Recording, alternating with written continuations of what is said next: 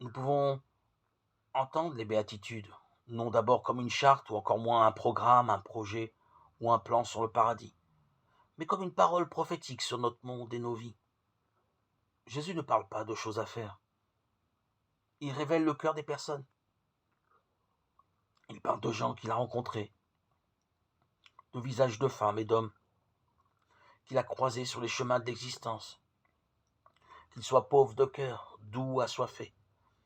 Il ne nous dit pas aujourd'hui, pas plus qu'hier, ce qu'il y aurait à faire pour être heureux, pour être un saint.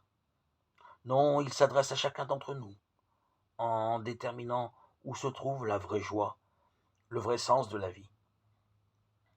Si nous acceptons d'entendre la parole du Christ nous dire que nous sommes bien heureux dans et malgré tout ce que nous vivons, que ce soit des choses heureuses comme le désir de la paix et de la justice, que ce soit dans des choses parfois plus difficiles qui nous font verser des larmes, alors la sainteté prend une autre dimension.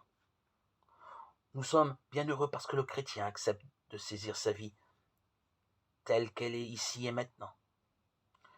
Bienheureux est donc différent parce que le chrétien a rencontré Jésus, parce que le pas de Dieu a épousé le pas des hommes. Dans notre réalité existentielle, la foi n'est pas une idée ou une pensée, elle est recherche de la face du Seigneur.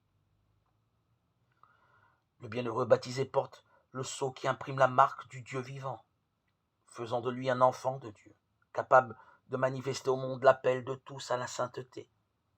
Les biens et les béatitudes sont alors un dialogue de vie où le désir humain, barré par le mal, aspire à l'allégresse de la communion.